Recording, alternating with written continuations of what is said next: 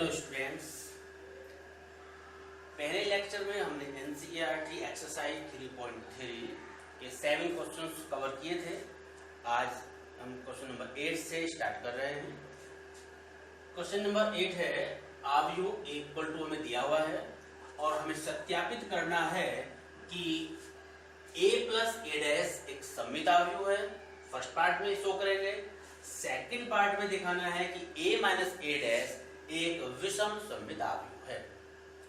तो स्टूडेंट्स, इसे सॉल्व करने से पहले हम ये देखेंगे कि हम सममित आव्यूह जब हमें शो करना है तो उसके लिए क्या शो करना होता है।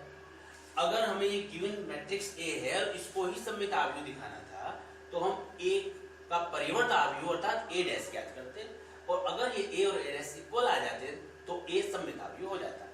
परंतु हमें A प्लस ए डैश को सममित आव्यूह दिखाना है तो A प्लस ए डैश का परिवर्त निकालना होगा, अर्थात A प्लस ए डैश पर डैश निकालना होगा और वह इस A प्लस ए डैश के इक्वल आनी चाहिए। तो फर्स्ट पार्ट को हम सॉल्व कर रहे हैं। A plus A dash equal to, उसमें मैट्रिक्स A हमें गिवन है 1 6 5 7 प्लस ए डैश। तो पहले जो गिवन मैट्रिक्स है A वो हमने नोट कर लिया और चूंकि इस पर डैश लगा है तो ये हमने डैश लगा दिया। इसके बाद इस मैट्रिक्स को हमने ऐसे ही नोट किया। इसके बाद जो नेक्स्ट मैट्रिक्स है उसमें चूंकि डैश लगा हुआ है तो उसका हमें ट्रांसपोज मैट्रिक्स निकालना है, परिवर्त निकालना है। और स्टूडेंट्स, परिवर्त अभी हम कई बार निकाल चुके हैं। हम पंक्तियों को स्तंभों में चेंज करते हैं। तो फर्स्ट पंक्ति का ये फर्स्ट स्तंभ बन गया, ऐसी दूसरी पंक्ति का ये दूसरा स्तंभ बन गया।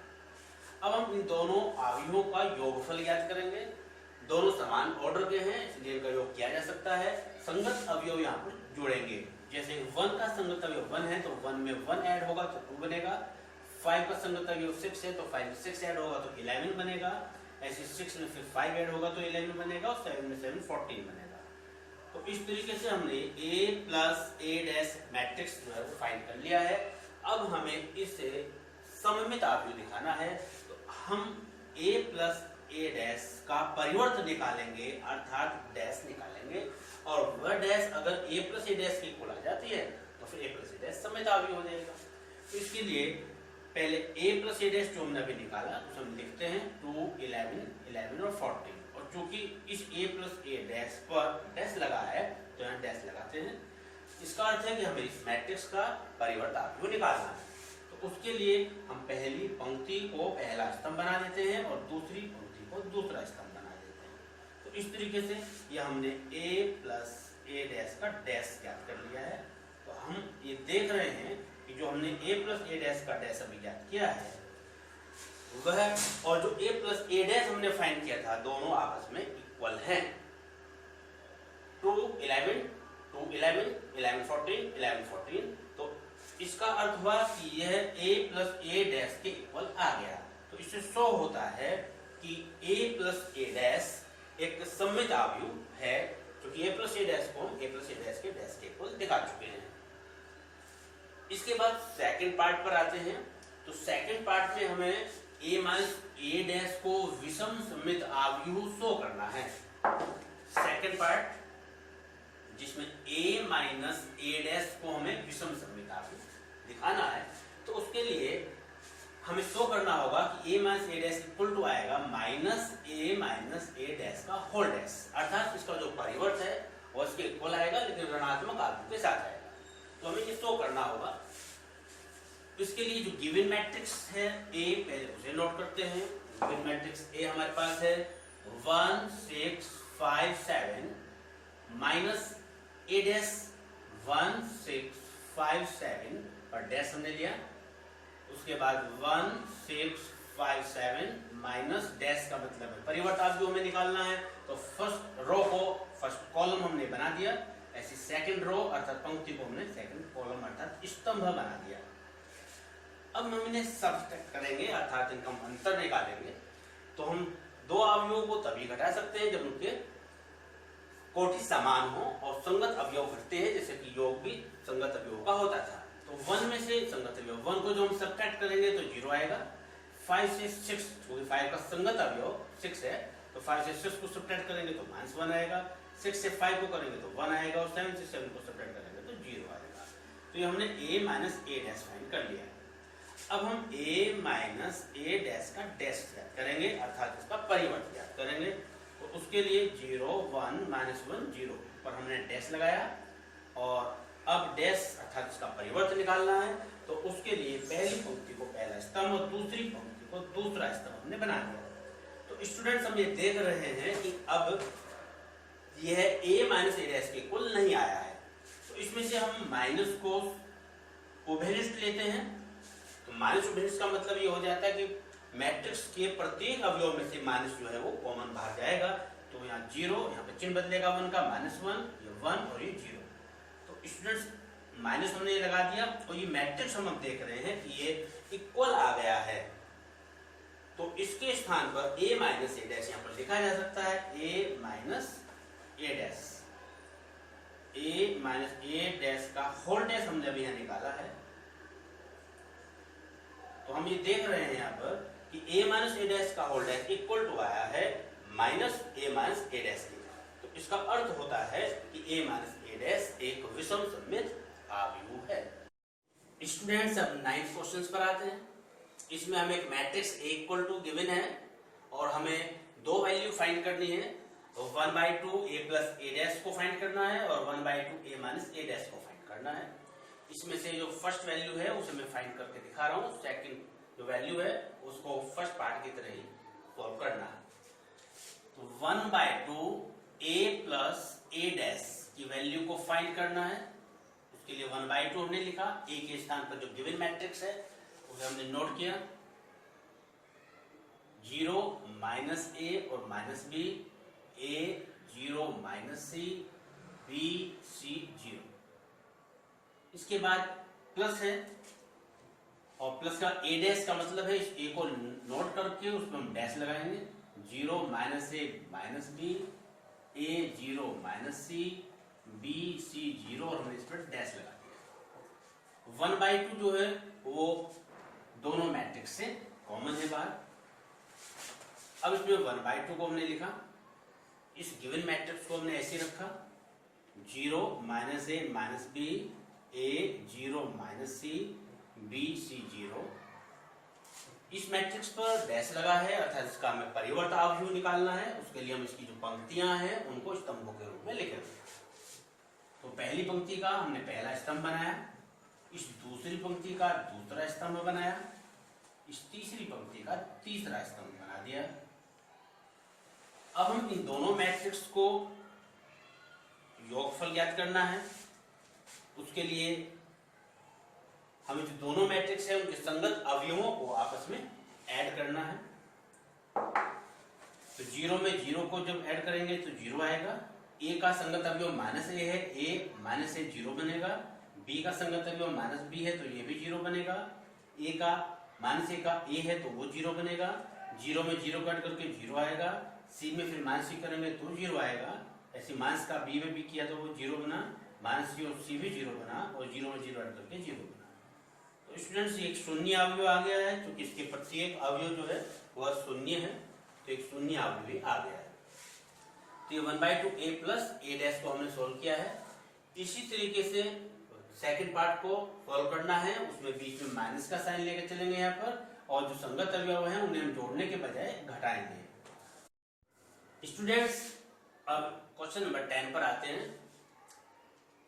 इस क्वेश्चन के अंदर हमें अवयव दिए गए हैं और किसी एक अवयव को दो ऐसे अवयवों के योग के रूप में प्रदर्शित करना है जिनमें से एक सममित अवयव हो और दूसरा विषम सममित अवयव हो। जितने भी पार्ट इसमें हैं सभी पार्ट्स के अंदर हमें दिए गए अवयव को ऐसे दो अवयव के योग के रूप में दिखाना है जिनमें से एक अवयव सममित अवयव और दूसरा अवयव विषम सममित अवयव। तो फर्स्ट पार्ट इसमें से हम लेकर के चल रहे हैं। मैट्रिक्स A इक्वल टू हमने नोट किया है। A इक्वल टू इस A को हम इस फॉर्म में लिख सकते हैं, half A plus half A dash plus half A और माइनस हाफ A डैश। क्योंकि हाफ A डैश है तो ये हाफ A डैश कैंसिल हो जाएगा और हाफ A में हाफ ऐड करके वो A बन जाएगा। तो A को मैसेज लिख सकते हैं। तो इसमें से हमने ये कॉमन निकाल करके इस फॉर्म में डायरेक्ट दिखा सकते हैं, plus 1/2 a minus a dash. तो ये हमने a को हम इस फॉर्म में लिख सकते हैं। इसमें से जो फर्स्ट नंबर है इसे हमने p इक्वल मान लेते हैं और इसको हम q मान लेते हैं। इसका अर्थ है कि हमने शो कर दिया है यहाँ पर कि जो हमने p माना है वह 1/2 a प्लस a डैश है और जो हमने q माना है वह 1/2 a माइनस a डैश है। तो स्टूडेंट्स हमें चूंकि a को दो अवयवों के योग के रूप में यहाँ दिखाया है तो इसमें से एक को सममित तो दूसरे को विषम सममित दिखाना होगा। तो अगर हम पहले p को शो करना चाहते हैं तो उसके लिए पहले हमें p पर डैश यानी p का परिवर्त अवयव निकालना पड़ेगा और अगर वो p डैश p के इक्वल आ गया तो ये p एक सममित अवयव हो जाएगा। तो हम पहले मैट्रिक्स को लेकर के चल रहे हैं इसमें से p लेकर के चल रहे हैं पहले। तो p इक्वल टू हमारे पास है 1/2 a प्लस a डैश। उसके लिए हमने पहले a के स्थान पर मैट्रिक्स a को नोट किया 3 1 5 -1 प्लस a डैश के स्थान पर a मैट्रिक्स को लिखा और उस पर डैश लगा दिया क्योंकि इसको हमें परिवर्त अवयव ज्ञात करना है। 1/2 उभयनिष्ठ है कंप्लीट में से तो ब्रैकेट ले लेते हैं यहाँ पर। इसके बाद 3 1 5 -1 इस मैट्रिक्स को हमने ऐसे ही रहने दिया और चूंकि इस पे डैश है तो इसका हमने परिवर्त अवयव निकाल दिया। तो इसकी फर्स्ट जो रो है उसको फर्स्ट कॉलम बना दिया, ऐसे इसकी जो दूसरी रो है उसको दूसरा कॉलम बना दिया। अब इन दोनों मैट्रिक्स को आपस में हमें योग ज्ञात करना है। इन दोनों का योगफल ज्ञात करने के लिए दोनों का समान कोटि का होना आवश्यक है। तो यहाँ पर हम देख रहे हैं कि दोनों मैट्रिक्स समान ऑर्डर के हैं, समान कोटि के हैं, तो इनके हम संगत अवयवों को जोड़ सकते हैं। 3 में 3 को ऐड करेंगे तो यहाँ पर 6 आएगा, 5 में फिर 1 को ऐड करेंगे, 1 में 5 को ऐड करेंगे और 1 में -1 करेंगे तो -2 आ जाएगा। अब 1/2 उभयनिष्ठ है इस पूरे मैट्रिक्स में से, तो 1/2 का मतलब प्रत्येक अवयव के अंदर यहाँ पर मल्टीप्लाई कर सकते हैं। तो 1/2 की 6 में मल्टीप्लाई करेंगे तो यहाँ पर 3 आएगा, फिर यहाँ 3 आएगा, 3 और यहाँ -1 आएगा। तो इस तरीके से हमारे पास p प्राप्त हो गया है। स्टूडेंट्स अब हमें p डैश को फाइंड करना है। p डैश अगर हम फाइंड करते हैं और वह p के बराबर ही आ जाता है तो फिर ये p एक सममित अवयव प्रूफ हो जाएगा। तो उसके लिए हम जो हमारे पास पहली पंक्ति आई है उसका हमने पहला स्तंभ बना दिया। उसके बाद जो दूसरी पंक्ति आई है उसका हमने दूसरा स्तंभ बना दिया। अब हम ये देख रहे हैं कि ये जो मैट्रिक्स है p और जो मैंने अभी p डैश निकाला दोनों मैट्रिक्स सेम आ गए हैं, अर्थात p इक्वल टू आ गया है p डैश। इसका अर्थ ये तो हो गया है कि जो p है वो एक सममित अवयव है और p हमने एक घटक माना था दिए गए अवयव a का, क्योंकि a को हमने p प्लस q लेकर के चले थे, उसमें से p को हम सममित अवयव दिखा चुके हैं। तो हमें शो करना होगा कि q एक विषम सममित अवयव है। अगर हम ये दिखा पाए तो सिद्ध हो जाएगा कि जो दिया गया मैट्रिक्स है वो दो ऐसे अवयवों के योगफल का रूप है जिसमें से एक सममित अवयव है और दूसरा विषम सममित अवयव है। तो स्टूडेंट्स हम q को लेकर के चलेंगे। तो q हमने जो माना था उसे नोट करते हैं। यहाँ पर q इक्वल टू हमने माना था 1/2 a माइनस a डैश 1/2। उसके लिए a मैट्रिक्स हमारे पास है 3 1 5 -1 माइनस a डैश में 3 1 5 -1 पर हमने डैश लगाया। पहले की तरह ही इस वाले मैट्रिक्स को हमने ऐसे ही रखा और माइनस इस परिवर्त अवयव निकालेंगे तो पहली पंक्ति का एक पहला स्तंभ और दूसरी का एक दूसरा स्तंभ बन गया। इसके बाद अब हम दोनों अवयवों को घटाएंगे तो संगत अवयव घटेंगे तो 3 में से 3 सब्ट्रैक्ट होकर के 0 बनेगा, 5 में से 1 सब्ट्रैक्ट करेंगे 4 बनेगा, 1 में से 5 को करेंगे माइनस का 4 बनेगा, माइनस में से -1 करेंगे तो ये 0 बन जाएगा। अब 1/2 का इसके प्रत्येक अवयव में मल्टीपल करेंगे 1/2 into 0 0 बनेगा, 1/2 की 4 मल्टीपल होगी तो 2 से 4 डिवाइड होकर 2 रह जाएगा, ऐसे -2 रह जाएगा और ये 0 रह जाएगा। तो ये q आ गया। स्टूडेंट्स अब हम q डैश फाइंड करेंगे और q डैश अगर -q आता है तो ये विषम सममित अवयव हो जाएगा। तो उसके लिए हम q डैश फाइंड कर रहे हैं। q डैश फाइंड करने के लिए इसका जो पहली पंक्ति है उसका पहला स्तंभ हमने बना दिया, दूसरी पंक्ति का दूसरा स्तंभ बना दिया। अब हम देख रहे हैं कि जो हमारे पास q हमने अभी निकाला है 0 -2 2 और 0, ये हमने क्यू भी फाइंड किया था। तो हम ये देख रहे हैं कि दोनों आपस में इक्वल नहीं आए हैं। तो इसमें से अगर हम माइनस को अभिनिष्ट निकालते हैं तो उसके प्रत्येक अवयव से माइनस अभिनिष्ट हो जाएगा, तो 0 2 -2 और 0 बनेगा। तो अब हम ये देख रहे हैं कि जो मैट्रिक्स है और जो हमने क्यू मैट्रिक्स अभी फाइंड किया है, दोनों मैट्रिक्स आपस में सेम है। तो इस मैट्रिक्स के स्थान पर यहाँ पर हम क्यू लिख सकते हैं। तो ये हमने मान से क्यू लिखा, तो हम Q dash equal to minus Q हमने शो कर दिया है। इससे हमें पता चला कि क्यू एक विषम सममित आव्यूह है। तो स्टूडेंट्स, इस प्रकार हम दिखा पाए हैं कि जो गिवन मैट्रिक्स ए था वो p प्लस क्यू इक्वल है, जिनमें से p एक सममित आव्यूह है और q एक विषम सममित आव्यूह है। अच्छा, दिया गया आव्यूह को दो हमने ऐसे आव्यूह के योग के रूप में प्रदर्शित कर दिया जिसमें से एक सममित तथा एक विषम सममित है।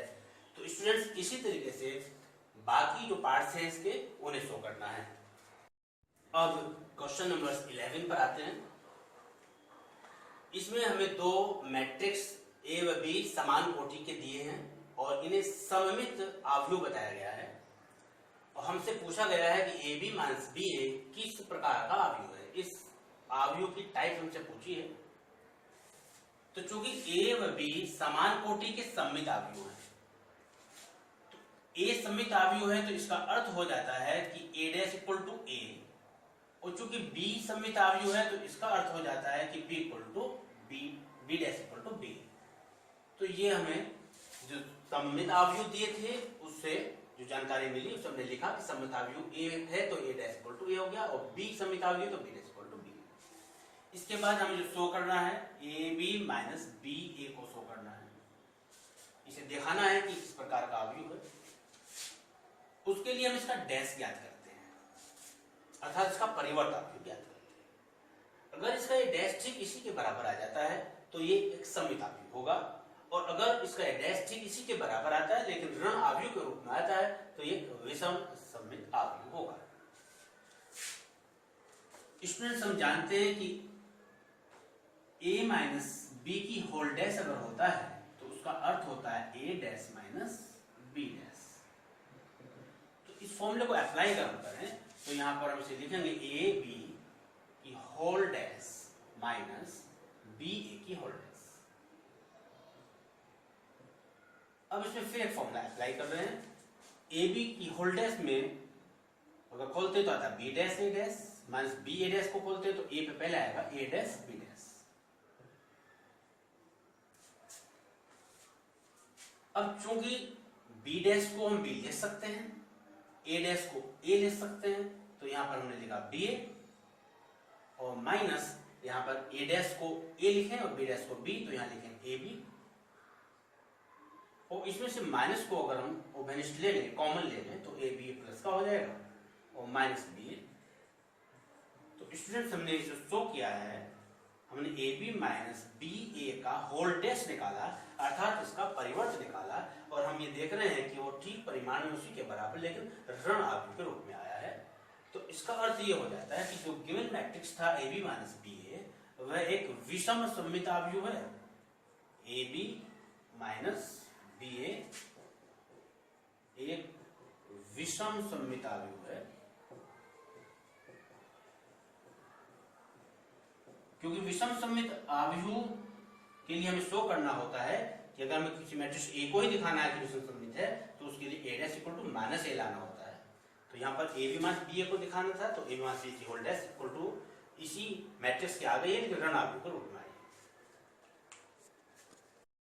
स्टूडेंट्स, क्वेश्चन नंबर 12, जिसमें हमें एक मैट्रिक्स ए इक्वल टू दिया हुआ है, साथ में A plus A dash equal to I दिया हुआ है और हमसे अल्फा को कैलकुलेट करवाया है।